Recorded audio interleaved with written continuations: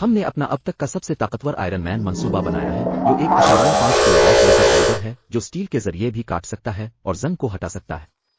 सबसे छोटा 1500 what fibre optics lens assembly जो मैंने कभी देखा है, हमारे आयरन मैन लेजर गोनकलेट के लिए बेहतरीन होगा।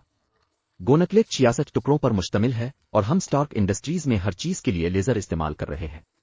घंटों की एडजस्टमेंट, उंगलियों को जोड़ने, पेंटिंग करने और इलेक्ट्रॉनिक्स को तरतीब देने के बाद हमारे पास मुकम्मल तौर पर फ़ाल आयरन मैन लेजर गोनकलेट होगा। आखिरकार हमने लेजर खत्म कर दी। ये सबसे ताकतवर आयरन मैन लेजर है जो हमने कभी बनाया है और मैं ये देखने के लिए इंतजार नहीं कर सकता कि ये क्या कर सकता है। चिल्लू बराह रास्त इसमें दाखिल करते हैं।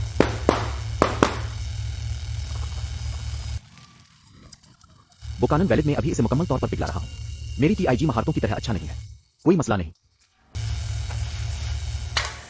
अब हम हकीकी जिंदगी टोनी स्टार्क के एक कदम करीब हैं।